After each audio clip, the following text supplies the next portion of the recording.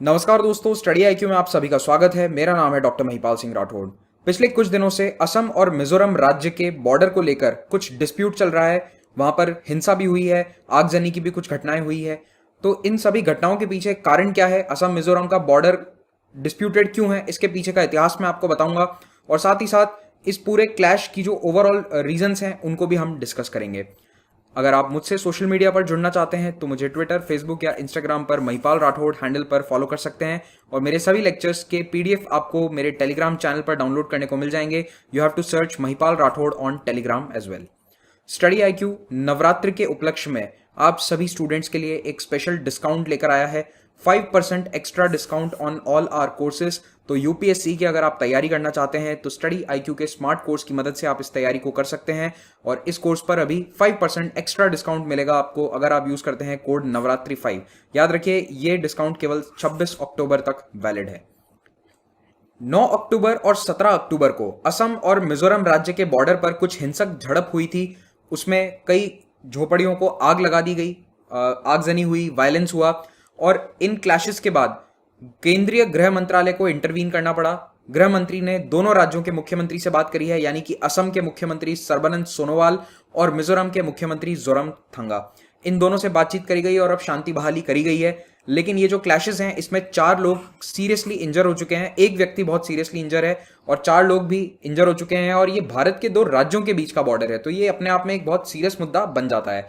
अब ऐसा नहीं है कि पहली बार असम और मिजोरम के राज्य के बॉर्डर को लेकर कोई डिस्प्यूट हुआ है। 2018 में भी इस तरह के क्लैशेस हुए थे, उसके पहले भी कई बार इस तरह के क्लैशेस हो रखे हैं। लेकिन आमतौर पर असम और मिजोरम के बॉर्डर को लेकर जो क्लैश हुए हैं उनमें हिंसा कभी नहीं हुई है, वो नॉन वायलेंट क्लैशेस रहे हैं। हाँ, धरना प्रदर्शन बहुत बार हुआ है, लेकिन इस तरह की हिंसक झड़पें एटलीस्ट मिजोरम और असम के बॉर्डर को लेकर नहीं हुई है। अब यहां पर जो पूरा मामला है वो असम के इतिहास से रिलेटेड है, तो हम थोड़ा असम के मैप को देखेंगे।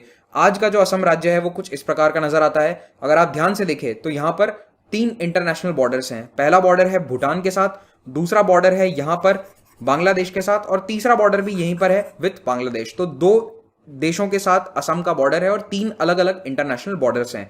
लेकिन अगर आप राज्यों को देखें तो असम का बहुत सारे भारत के दूसरे राज्यों के साथ भी बॉर्डर है। तो पहला है यहां पर वेस्ट बंगाल, दूसरा है मेघालय का बॉर्डर, तीसरा है अरुणाचल और असम का बॉर्डर, चौथा नागालैंड, पांचवा मणिपुर, छठा मिजोरम और 7वां यहां पर त्रिपुरा।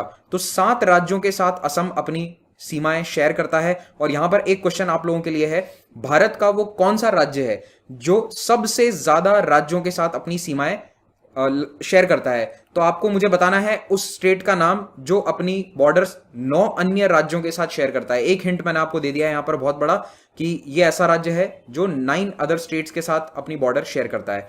तो असम की जो बाउंड्रीज हैं उनकी लेंथ आप याद रख लीजिए। अगर आप असम से हैं, असम पीसीएस का एग्जाम देंगे तो वहां पर आपके लिए इंपॉर्टेंट हो सकता है। तो बांग्लादेश वाला जो बॉर्डर है वो 267 किलोमीटर, भूटान वाला 265 किलोमीटर का बॉर्डर है। और अगर आप इंटर स्टेट बॉर्डर एरियाज देखते हैं तो Assam Nagaland is 512 kilometre, Arunachal is 804। आप पढ़ लीजिए पॉज करके, किलोमीटर में आपको सारे बोलने नहीं वाला हूं। याद रखने लायक पॉइंट यहां पर क्या है कि कौन से बॉर्डर्स डिस्प्यूटेड हैं। तो असम का अपने 7 में से 4 बॉर्डर्स पर डिस्प्यूट चल रहा है। पहला है मेघालय के साथ जो बॉर्डर है वो डिस्प्यूटेड है, नागालैंड के साथ डिस्प्यूटेड है, अरुणाचल प्रदेश के साथ डिस्प्यूटेड है और चौथा मिजोरम के साथ डिस्प्यूटेड है। अब इसमें से अरुणाचल और नागालैंड के जो बॉर्डर डिस्प्यूट्स हैं वो ऑलरेडी सुप्रीम कोर्ट के अधीन है, इनका जो केस है वो सुप्रीम कोर्ट में चल रहा है। मेघालय के साथ ये बातचीत करके सॉल्व करने की कोशिश कर रहे हैं और सेम प्रोसेस मिजोरम के साथ भी किया जा रहा है कि दोनों राज्य आपस में बातचीत करके बॉर्डर डिस्प्यूट को सॉल्व कर रहे हैं। बाकी इन दोनों के साथ सुप्रीम कोर्ट में मामला चल रहा है। और इनफैक्ट असम और नागालैंड को लेकर जब भी बॉर्डर क्लैशेस होते हैं, यानी कि सिविलियंस के बॉर्डर क्लैश होते हैं, ऐसा नहीं कि दोनों राज्यों की पुलिस आपस में भिड़ती है, तो ये सिविलियन क्लैशेस बहुत हिंसक रहे हैं। ऐतिहासिक तौर पर नागालैंड और असम के बॉर्डर क्लैशेस काफी वायलेंट रहे हैं। तो याद रखिएगा 4 बॉर्डर हैं, नागालैंड, अरुणाचल प्रदेश, मिजोरम और मेघालय जो डिस्प्यूटेड हैं। डिस्प्यूटेड कौन से नहीं है? त्रिपुरा, वेस्ट बंगाल और मणिपुर। उसके पीछे रीजन ये है कि ये टेरिटरीज ब्रिटिश टाइम में भी अलग थी, इनका एडमिनिस्ट्रेटिव रीजन अलग हुआ करता था। ओके, अब थोड़ा सा हम इस बॉर्डर की बात कर लेते हैं, मिजोरम और असम का जो बॉर्डर है। तो मिजोरम में अगर आप डिस्ट्रिक्ट मैप देखें तो यहाँ के जो 3 नॉर्दर्न मोस्ट डिस्ट्रिक्ट हैं, ममित, कोलासिब और आइजॉल, ये 3 डिस्ट्रिक्ट शेयर करते हैं बाउंड्री अपनी असम के साथ। ठीक है, तो इसको थोड़ा सा मैं आपको जूम इन करके दिखा देता हूं। तो यहां पर ममित डिस्ट्रिक्ट, ये है कोलासिब डिस्ट्रिक्ट और यहां पर आइजॉल डिस्ट्रिक्ट, ये 3 डिस्ट्रिक्ट्स की बाउंड्री शेयर होती है। और अभी जो क्लैशेस हुए हैं वो मेनली इस शहर में हुए हैं, वेरियांगते नाम का ये टाउन है बॉर्डर पर बिल्कुल, यहां पर ये क्लैशेस हुए हैं। अगर हम असम की तरफ से देखें तो असम की तरफ से भी 3 डिस्ट्रिक्ट हैं, करीमगंज, हाइलाकांडी और कचार डिस्ट्रिक्ट। याद रखिएगा कचार डिस्ट्रिक्ट का हेडक्वार्टर है सिलचर, डिस्ट्रिक्ट हेडक्वार्टर है सिलचर। क्या आप जानते हैं सिलचर किस नदी के किनारे बसा है? अगर मालूम है तो कमेंट सेक्शन में बताइए। तो ये 3 डिस्ट्रिक्ट हैं असम की तरफ से और ये 3 डिस्ट्रिक्ट हैं मिजोरम की तरफ से, ये बॉर्डर शेयर करते हैं। और वेरियंटे में ही ज्यादातर क्लैशेस अभी देखे गए हैं। और एक और चीज हुई है इन क्लैशेस के बाद, ये जो हाईवे है इसको असम की तरफ से लोगों ने, सिविलियंस ने ब्लॉक करना शुरू कर दिया है। तो मिजोरम में एंट्री करने के लिए ये 2 में से एक इंपॉर्टेंट हाईवे है, तो इसको ब्लॉक करने से मिजोरम में सप्लाईज भी अफेक्ट हो सकती हैं। तो एक तरफ है वेरियंटे और दूसरी तरफ है असम का लैलापुर नाम का टाउन। तो यहां पर लैलापुर से ऐसा एलिजेडली ये कहा जा रहा है कि लैलापुर में इस हाईवे को ब्लॉक किया जा रहा है। अब ये फ्लेयर अप 9 अक्टूबर को शुरू हुआ था। तो 9 अक्टूबर को ऐसा बताया गया कि असम के कुछ ऑफिशियल्स वहां के, ऐसा आरोप ये लगाया जा रहा है कि जो करीमगंज के डिस्ट्रिक्ट कलेक्टर हैं उनके अधीन एक ऑफिशियल पार्टी ने जाकर मिजोरम के लोगों के द्वारा बनाई गई कुछ फार्म हाउसेस को या फिर हट्स को डिस्ट्रॉय कर दिया था। ओके, और वो इसलिए क्योंकि वो जो डिस्प्यूटेड बाउंड्री है वहां पर बनाई गई थी। 17 अक्टूबर को फिर से एक बड़ी झड़प होती है और यहां पर भी इसी तरह की घटना होती है, आगजनी होती है। अब देखो यहां पर मैं एग्जैक्टली किसी के ऊपर मैं ब्लेम नहीं डाल रहा पर्सनली, क्योंकि अभी तक स्थिति स्पष्ट वहां पर नहीं है। और जो भी लोकल न्यूज रिपोर्ट्स आती है उसमें होता ही है कि देखो जो मिजोरम की तरफ से रिपोर्ट आएगी उसमें मिजोरम के फेवर की बात आती है और जो असम से आती है वहां पे असम के फेवर की बात आती है। मैं बस आपको इतनी जानकारी दे रहा हूं कि यहां पर कुछ क्लैशेस हुए हैं और उनके पीछे शुरुआती रीजन ये था कि दोनों क्लेम कर रहे थे कि ये जो हट्स बने हुए हैं या फिर ये जो घर बने हैं ये हमारे एरिया में या फिर हमारे राज्य की सीमा में बन गए हैं। ओके, और यहां पर इंपॉर्टेंट ज्यादा ये है कि इसमें ऑफिशियल्स भी इन्वॉल्व हैं। तो ऑफिशियल्स की देखरेख में ये हट्स को तोड़ा गया या फिर उनमें आग लगाई गई। और उसके बाद वेरियंटे टाउन में काफी झड़पें हुई। लैलापुर और वेरियंटे के जो लोग हैं उनमें आपस में भी झड़प हुई और पुलिस फोर्स जो है वो भी वहां पर एक दूसरे के राज्य के ऊपर आरोप लगा रहे हैं कि उनकी पुलिस फोर्स ने हमारे राज्य के लोगों पर पथराव किया या फिर उन्हें चोट पहुंचाई, और अब वो हाईवे ब्लॉक्ड है। तो इस तरह के फोटोग्राफ्स भी कुछ आए हैं, जो हट्स जलाए गए हैं उनकी फोटो मैं आपको यहाँ दिखा रहा हूँ। लेकिन हमारा यहाँ पर मेन मकसद ये है कि इस डिस्प्यूट के पीछे के ऐतिहासिक कारण को समझना।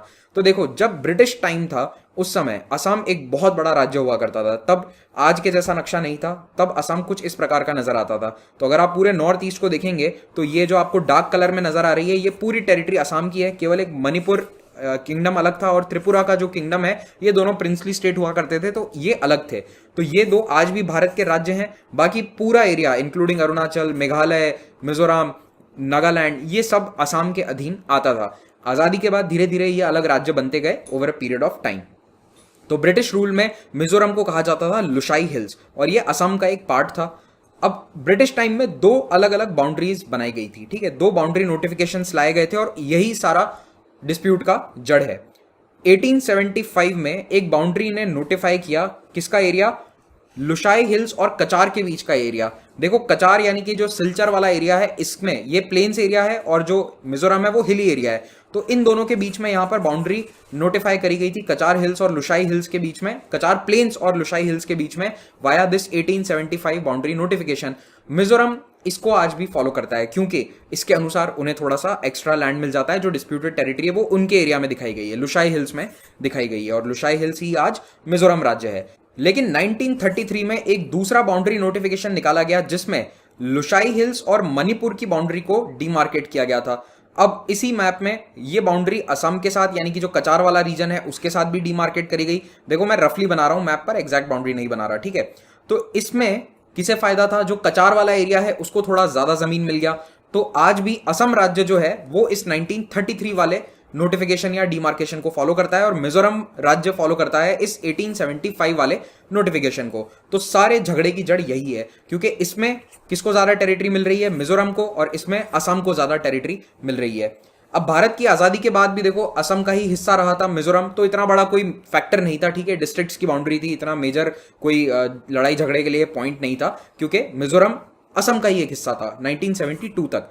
1972 में इसे यूनियन टेरिटरी बना दिया गया, तब भी इतनी कोई दिक्कत नहीं हुई। लेकिन 1980s में जब बात उठी कि मिजोरम को एक फुल फ्लेजेड राज्य का दर्जा दिया जाएगा, तो देखो जब राज्य बनता है तो प्रॉपर उसकी बाउंड्री डिमार्केट होती है और ऐसे में 1987 में जब मिजोरम राज्य बना तो उस समय से ये बाउंड्री डिस्प्यूट फिर से बहुत बढ़ गया और ये समय समय पर कुछ सालों में फ्लेयर अप होता रहता है, इस तरह की झड़प वहां पर होती रही है।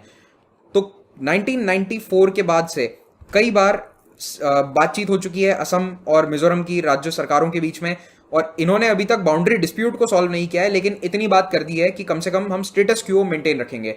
तो जो डिस्प्यूटेड टेरिटरी है, नो मैंस लैंड है, उसमें इन्होंने तय किया कि कोई भी कंस्ट्रक्शन एक्टिविटी नहीं करेगा, कोई गांव नहीं बसाएगा, कोई शहर नहीं बसाएगा, इतना स्टेटस क्यू मेंटेन रखो। लेकिन होता क्या है ना, देखो जो लोग हैं वो खेती बाड़ी करने चले जाते हैं इस नो मैंस लैंड में भी। तो अभी ये जो वायलेंस है ये इसलिए भड़का क्योंकि जो खेत होते हैं वहां पर अब खेती कोई करने जा रहा है तो उसको कुछ तो टेम्पररी स्ट्रक्चर चाहिए, तो यही टेम्पररी स्ट्रक्चर दूसरे राज्य आपत्ति उठाते हैं इन पर, और इन्हीं को अभी तोड़ा गया है, डिमोलिश किया गया है या फिर उनमें आग लगाई गई है। तो अभी आरोप यह था कि जो लैलापुर के लोग हैं, यानी कि जो असम के लोग हैं, उन्होंने मिजोरम की जमीन पर या फिर इस नो मैंस लैंड पर जाकर टेम्पररी हट्स बना दिए, और इसी तरह की समय समय पर कंप्लेन असम भी करता रहता है कि मिजोरम के लोग आकर इस नो मैंस लैंड पर खेती कर रहे हैं।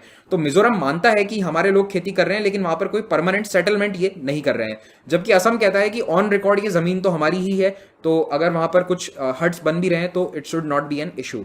एक और एंगल यहां पर बांग्लादेश से आने वाले इमिग्रेंट्स का भी है। अब क्योंकि करीमगंज डिस्ट्रिक्ट जो है ये बांग्लादेश के बॉर्डर पर है और यहां पर बहुत इमिग्रेशन हुआ भी था 1970s में, 1960s में, तो मिजोरम के लोग या मिजोरम के कुछ सिविल सोसाइटी ग्रुप्स अब ये क्लेम करते हैं कि ये जो बांग्लादेशी लोग हैं इन्हें जमीन नहीं मिलती, तो ये आकर यहां पर मिजोरम वाले एरिया में खेती करना चाहते हैं, या फिर जो नो मैंस लैंड है वहां पर ये डिस्प्यूटेड टेरिटरी पर खेती कर रहे हैं, कुछ स्ट्रक्चर्स बना रहे हैं। तो फिलहाल के लिए तो दोनों राज्यों के मुख्यमंत्री ने बातचीत करके गृह मंत्री के साथ बैठकर इस मुद्दे को सुलझा लिया है, हिंसा को सुलझा लिया है, शांत करवा दिया है, लेकिन जो बाउंड्री डिस्प्यूट है वो अभी तक सॉल्व नहीं हुआ है। Thank you very much for watching this, have a great day.